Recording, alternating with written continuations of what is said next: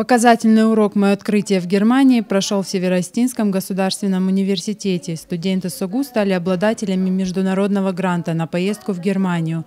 Немецкая служба академических обменов профинансировала поездку для воспитанников факультета иностранных языков. За 2 недели ребята познакомились с культурой страны, наладили контакты с 4 высшими учебными заведениями для совместной научной деятельности, повысили уровень знания немецкого.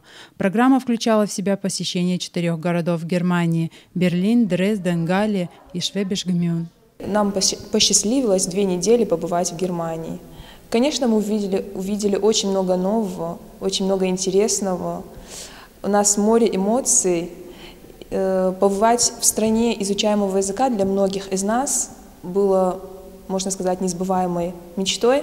И теперь она осуществилась, и языковая практика, которая, на мой взгляд, явилась самым большим плюсом этой поездки, нам дала еще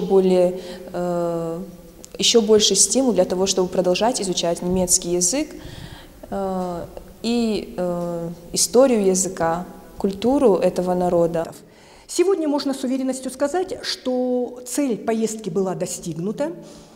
Мы установили контакты со всеми 4 университетами, а с 2 из них контакты будут продолжены в виде совместных проектов.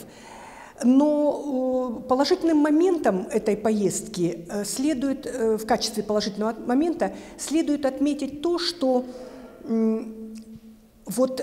цель, которую ставит перед собой любой германист, вне зависимости от того, преподает он язык или только его изучает, а именно приблизиться к тому, чтобы с убежденностью сказать про себя «я говорю по-немецки», вот эта поездка помогла сделать решительный шаг в этом направлении.